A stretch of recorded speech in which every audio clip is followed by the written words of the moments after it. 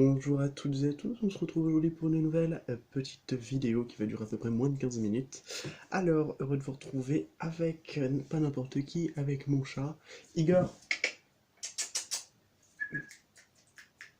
C'est pas grave, hein. Il est pas très caméra, tout ça, il est un peu shy, bref. Donc, aujourd'hui, je voulais vous dire que, déjà que je voulais vous faire une petite vidéo. Et cette petite vidéo, je serai certainement amené à utiliser un nouveau tarot que j'ai reçu, enfin, que j'étais en train de recevoir. Bon, enfin bref, peu importe. J'entendais depuis un petit moment, mais merci Amazon, c'est un plaisir de bien vouloir nous passer les trucs en temps et en heure, voilà. Donc je vous présente un tarot que je voulais, c'était le premier que je voulais, voilà. Je le voulais depuis je sais pas combien de temps, bref. Le Mystic Manga Tarot. Le magnifique. Bon, alors par contre, moi j'ai la petite version, en fait, on se fait un peu carotte, mais bon, c'est pas grave. Finalement, ce sont eux qui sont fait carotte, donc peu importe. Oui, parce que je voulais la version avec le coffret, avec le livre, tout ça. On l'a pas eu, c'est pas grave. Sur l'image, c'était censé être le coffret, tout ça. C'est pas grave, on a une bonne. Voilà. On a, on a un paquet, hein. Je vais vous le montrer si vous le connaissez pas. Le dos de deck, ensuite l'épaisseur des cartes, voilà, hein, c'est donc tout ça. Une carte, voilà. Au niveau du grammage, enfin, rien à dire par rapport à la qualité, hein, et c'est très bien, ça convient très bien. La carte glisse bien, voilà. On est sur une bonne texture de carte, et en plus, quand on veut faire un brassage américain, ça marche! Et ça ne s'abîme pas. Bon, malgré ça, il y a quelques cartes qui sont un peu abîmées, certainement dues à la... soit c'est un problème de fabrication, soit c'est un problème qu'il y a eu lors du transport, mais voilà, c'est pas grave. Il y a juste quelques bords qui sont un petit peu arrachés, c'est pas grave, c'est pas grave. On peut dire que c'est mieux que rien. Oui, je peux me satisfaire de pas grand chose, même de trucs ébréchés, enfin bref. Donc on va faire un petit peu de... Je vous montrerai quelques... Oh non, je vous montrerai bien les cartes quand... Je vous montrerai les cartes quand je les sortirai. Bon, alors on va voir un petit peu la situation que vous pouvez vivre. Si ça correspond à votre cas, c'est bien, ça veut dire que vous pouvez continuer à regarder cette vidéo. Si ça ne correspond pas, ce n'est pas grave, vous pouvez passer à la suivante, ou peut-être regardez-la et voyez si ça vous parle. Bon, en tout cas, on va voir pour ceux qui regardent la vidéo, donc quelle en est la situation actuelle? Où est-ce que vous en êtes? Qu'est-ce que vous faites? Qu'est-ce que vous pensez? Voilà. Est-ce que c'est les informations qu'on a envie de vous faire passer sur la situation actuelle, que vous êtes peut-être dans votre état d'esprit et que c'est pas forcément l'état d'esprit de vrai? Donc nous sommes avec le 7 d'épée. Le 7 d'épée, ok. Ok. Le 6 de coupe. La roue de fortune. Le cavalier d'épée. Le 5 d'épée. Pas mal d'épée, hein. Déjà 3 sur 6. Et l'as d'épée. Ok, très bien. Alors, on peut voir que vous êtes peut-être dans cette idée de vous sentir un peu trahi, vous vous sentez un petit peu essoufflé, c'est le mot, je pense, un petit peu essoufflé, hein, essoufflé de tout. Peut-être que c'est dû à une personne du passé, peut-être que vous avez peut-être eu des problèmes avec une personne du passé, mais on voit que cet état d'esprit ça peut très vite changer avec la roue de fortune, hein. On voit que ça peut très vite évoluer de manière positive, je pense. On voit que vraiment vous vous donnez à fond, peut-être dans une cause, vous êtes peut-être à fond par rapport à quelqu'un ou à quelque chose, mais en tout cas on voit que ce projet-là, des fois vous avez envie d'abandonner. En fait, on dit ça peut-être que vous avez envie d'abandonner. Ah, je vais peut-être allumer ma bougie. C'est une chandelle. Allez, voilà. C'est peut-être aussi, vous avez peut-être aussi un petit peu ça, l'abandon, le fait d'abandonner, parce que là j'ai trahison et abandon, ça me fait penser aux blessures. Donc ça me parle, ça me parle. Bref, et on voit que vraiment, pour l'abandon, vous tapez du poing sur la table, vous faites non, j'ai pas envie d'abandonner, c'est pas, j'ai envie de mener mon projet à bien, et c'est vrai que bah, il faut mener son projet à bien et ne pas abandonner. Voilà. Ça correspond à votre, comment on appelle ça? Bon, je ne sais plus comment ça s'appelle. Situation. Merci. C'est important de remettre les choses dans leur situation, dans leur contexte. Ah, on a un petit message à vous faire passer, visiblement. Ok, soyez juste avec vous-même. La justice. Voilà. soyez équitable, juste, équilibré, et surtout à même de faire les bons choix. Vous avez le pour et le contre. Est-ce que ça vaut vraiment la peine que j'abandonne ça? Est-ce que tout mon travail ne servait donc à rien? Voilà, ce genre de questions que vous pouvez vous poser avant de dire «Ah non, j'abandonne». Parce que je connais beaucoup de monde qui ont ce genre de problème à dire «Oui, j'abandonne trop vite parce que je me démotive trop vite». C'est un travail, il faut travailler sur ça. Bon, en tout cas, qu'est-ce qu'on a envie de vous dire par rapport à cette chose qu'on a envie de vous dire de manière générale, hein, pas forcément nécessairement à cause de cette situation, hein, peut-être d'autres situations qu'il faut travailler. Alors, l'empereur, que je trouve très très sympa parce que j'ai tendance à voir des empereurs un peu vieux, un peu rustres. Là, franchement, je trouve qu'il passe crème, hein. Franchement, un jeune, voilà. Bon, c'est mon gars, hein. C'est mon univers. Le page de denier. Les personnages de course sont magnifiques. Le cavalier de bâton, avec son cheval blanc et casqué. Le page de coupe, finalement, on va voir que des têtes. Je trouve très sympa les trucs des coupes, super. Et l'impératrice, c'est drôle qu'on ait au debout, en fait. C'est dingue. Alors, c'est drôle, c'est drôle, c'est drôle. Oh là là, mais qu'est-ce que je comprends le truc là. Oh, mais c'est clair comme de l'eau de roche. En fait, au bout, aux extrémités, j'ai l'empereur et l'impératrice. Là, j'ai le page de coupe, le denier, et là, j'ai le page de coupe. Et là, j'ai en centrale le chevalier ou le cavalier de bâton. Donc c'est très clair ce qu'on veut vous dire, c'est que... Alors ça peut être par exemple, vous pouvez voir, je pense que c'est ça. Il y a une personne, là il y a un couple. Là il y a un couple déjà, il y a un couple très important. Des âmes très importantes l'une pour l'autre. Donc on est sur un homme et une femme, donc du masculin et du féminin. Remettez-le à votre sauce si vous voyez ce que je veux dire. Le masculin, lui, il est très en ce moment dans le page de denier, donc vraiment l'étude, l'apprentissage qui se fait petit à petit, qui prend son temps. Aussi la nouveauté qui s'offre à lui. En tout cas, on peut voir aussi que c'est une personne qui peut être aussi très matérielle, très terre à terre. Et à côté de ça, on a l'impératrice, donc le féminin, qui elle est dans le page de coupe, beaucoup plus dans l'émotionnel, dans l'affective, dans la bonté, la générosité, la créativité, ce genre de choses. Et au milieu, on a le cavalier de bâton. Alors, j'ai l'impression que le cavalier de bâton, il va dans le sens de l'impératrice, donc l'impression qu'il va vers l'impératrice. Donc c'est peut-être le masculin qui va vers la féminine, mais aussi on peut me dire tout simplement qu'il va y avoir du mouvement, de l'action, voilà. Ce qu'on peut me dire par rapport à ça, déjà en 2 decks 10 d'épée, on peut voir qu'il y a eu des moments difficiles, hein. Alors, qu'est-ce qu'on peut me dire par rapport à ça? Alors, malgré les difficultés, malgré les peurs, tout ça, surtout, surtout, surtout ne pas tomber dans les énergies négatives. Bon. Voilà, petit conseil. Travaillez sur vos blessures, travaillez sur vos peurs, et soyez émotionnellement stable. On voit que c'est clair et net. Bon, comment ça va évoluer cette situation-là, qui pour ma foi me paraît plutôt intéressante. Alors, il marche hyper bien. Franchement, j'ai vu des trucs, c'est... Wow, c'est incroyable. C'est super beau. Bon, on y va. Comment ça va évoluer cette situation? 7 d'épée, page de bâton et ermite.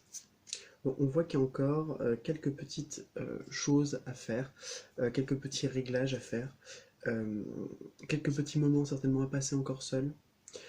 C'est bien triste ce que j'ai envie de vous dire, mais bon, c'est chacun, peut-être qu'il y a cette idée de se sentir loin, de se sentir un peu séparé de son autre.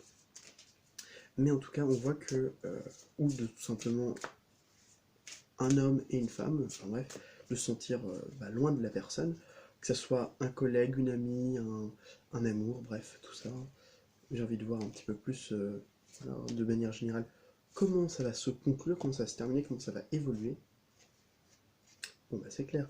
As de bâton, grande prêtresse, as de denier.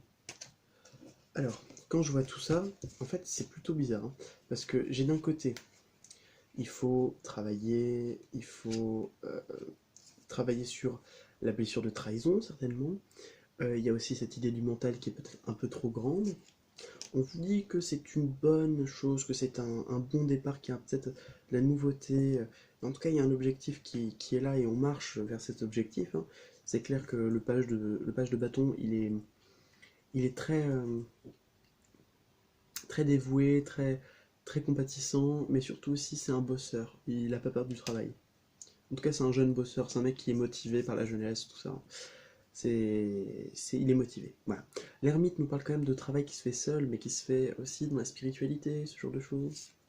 L'as de bâton dit que forcément il va y avoir de l'action, pour moi aussi des solutions, quelque chose qui vont être bah, des actions mises, des solutions trouvées, en tout cas quelque chose qui risque d'être plutôt de l'ordre du, de la résultante d'action, donc plutôt comment on appelle ça, j'ai oublié le nom. Lorsqu'on n'est pas dans la résultante d'une action, c'est quand on a voilà, c'est la réaction d'une action, voilà, tout simplement. Que les actions qu'on va pouvoir placer, bah, il va y avoir une réaction, il va y avoir une solution peut-être. La grande prêtresse nous dit quand même qu'on réfléchit, on est posé, on est spirituel, on reste ouvert, intuition, savoir, tout ça, tout ça. Et l'as de denier quand même nous parle d'abondance, de richesse, de quelque chose de très riche, de très, ouais, de très fort aussi, de très constructif. Ah oui, et on parle bien, voilà, c'est bizarre. On dit bien qu'il y a sur un pied d'égalité, que les deux sont sur un pied d'égalité, qui sont au même niveau et qui doivent encore grimper tous les deux. C'est drôle qu'on dise ça.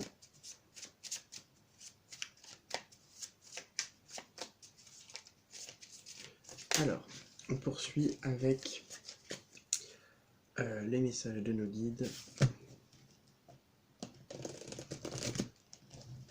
J'ai envie de voir ce qu'ils ont à nous dire. Pour ceux qui regardent la vidéo, pour ceux qui restent, qui découvrent les messages avec nous aujourd'hui. Allez-y. Allez, 3 cartes suffiront amplement, je le sens. Alors, message de nos guides, le chariot, l'as d'épée et le 3 de denier. Alors on voit qu'il y a vraiment, là on peut me parler du milieu du travail. Au niveau du travail, on vous dit que voilà, c'est bien, qu'il risque d'avoir de bonnes choses, vraiment de bonnes choses. Au niveau du travail en ce moment, ça va bien se passer, je le sens. Ensuite, tout simplement, les messages de nos guides, ce serait tout simplement de nous dire fonce, vas-y, va où tu penses aller, reste concentré, reste, oui, c'est ça, en fait. On te dit de rester en paix, et voilà, de rester en paix et de rester en harmonie avec toi-même, parce que je vois qu'il y a de l'olivier, c'est un olivier qui a sur une des branches, voilà, ça me parle de ça. Aussi de se retrouver victorieux de certaines situations qui pouvaient peut-être être difficiles, mais on voit qu'on va vers une réussite, hein, qu'on se déplace vers une réussite et qu'il y a toujours des gens qui sont là pour nous aider, qui sont des assistances pour nous. Et voilà, faut jongler. Voilà, on dit qu'on peut jongler sur. On peut faire plusieurs choses en même temps, ça ne dérange rien. Si ça vous parle, ça vous parle. Allez. Et une carte, on va pouvoir se poser une question et y répondre ensuite. Allez, 8 d'épée. La question sera donc, qu'est-ce qui me bloque intérieurement? Quels sont mes blocages à l'intérieur de moi, de nous? Je le dis, c'est le jeu général. Je sais plus comment ça s'appelle. C'est un nom. C'est comme le nous philosophique. Je crois que c'est le jeu de délégation ou je sais plus quoi. Ou de représentation, bref. Donc, quels sont nos blocages intérieurs? Comment les régler? Et un conseil par rapport à ça. Le blocage intérieur. Ah bah oui. Le fait d'être... Alors peut-être le fait de ne pas pouvoir... Ah, ça peut être plusieurs choses. Alors, ça peut être tout simplement le fait de ne pas être assez patient. C'est une chose. Ensuite, on a le fait tout simplement d'attendre et d'être dans l'attente et non la patience, ce qui est différent. En tout cas, le blocage qu'on a, c'est que peut-être tout simplement on n'arrive pas, on est feignant, on n'arrive pas à bouger, on veut pas bouger. En tout cas, il y a certaines choses qui ont du mal à se faire. Ça peut se retranscrire au niveau de notre, voilà, au niveau de notre vie, tout simplement. Ensuite, la solution pour pouvoir s'en débarrasser. Le hiérophante, voilà, justement, c'est drôle, c'est ne pas être dans l'attente et d'être dans la patience du hiérophante, dans la gentillesse, la générosité, la douceur, la sagesse de cet individu qui est le hiérophante, qui est un jeune hiérophante en plus, ouais, parce que c'est que des jeunes, parce qu'on est dans un manga. Et le conseil pour y arriver encore, eh ben oui, le 6 de coupe, être tendre, être doux avec soi-même, partager des bons moments, se souvenir de l'enfance. Donc tout simplement, on vous dit, peut-être le blocage intérieur, c'est qu'on n'arrive pas à être patient, on n'arrive pas à avoir cette patience, où on est trop dans l'attente. Alors l'attente et la patience, c'est différent. L'attente, ça va être quand, je vais vous le montrer tout de suite, hein. L'attente, c'est lorsque, par exemple, on va être dans cette idée de j'attends quelque chose parce qu'elle est mon bonheur et que je suis dépendant de ce bonheur. Voilà. Je suis dans l'attente de quelque chose si j'en tire un plaisir et qui est le seul. Voilà. En gros, c'est j'attends, je ne pense qu'à ça m'obsède, c'est pas quelque chose de très positif, l'attente. On est dépendant et on n'est plus, comme pourraient le penser les stoïciens, on n'est plus maître de son bonheur puisque le bonheur dépend des autres. Voilà, notre bonheur dépend des autres. Ça, c'est pas bien, ça, c'est caca. Alors qu'il faut être dans la patience, qui est tout simplement le fait d'attendre sans en avoir les côtés négatifs et avoir les côtés positifs, c'est-à-dire être dans la sagesse de se dire ok, tout n'arrive pas maintenant, mais c'est pas grave, ce sera partie remise. Et on peut clairement dire aussi avec nous sommes tous et toutes concernés par ça. Je suis dans l'attente, je suis dans la patience, pardon, quand je suis en pleine conscience, que je suis en train de me dire ok, je suis en train d'attendre, et bien j'attends en pleine conscience, et bizarrement, cette attente se transforme en patience. Mais c'est très très clair, hein. Franchement, j'ai l'impression que le message est passé très facilement. Alors oui, la patience, c'est quelque chose à travailler, c'est clair. Je vais vous dire aussi, l'attente est quelque chose qu'il faut travailler, ou du moins métamorphoser. Et on vous dit de rester calme, rester concentré, rester doux avec vous-même, vraiment d'une grande douceur, ne pas se brusquer, ce genre de choses. Alors, avec la lune, qu'est-ce qu'on veut vous dire? Rien n'est encore gravé dans le marbre, travaillez sur vos peurs, ayez foi en vos rêves. Rien n'est encore gravé dans le marbre, travaillez sur vos peurs, ayez foi en vos rêves. Pour moi, je vais peut-être pas trop... Voilà, je vais peut-être pas trop épiloguer parce que j'ai envie que ça soit un format assez court. Rien n'est encore gravé dans le marbre, c'est clair, c'est simple, c'est net. C'est-à-dire qu'il y a encore des choses, des ajustements à faire. Il y a encore des petits trucs à travailler. Nos peurs, peut-être. En tout cas, être capable de pouvoir gérer ses peurs, ses angoisses. Ça, c'est un petit message pour tout le monde. Et ayez foi en vos rêves, tout simplement. Croyez en vos rêves, croyez en vous aussi, c'est important.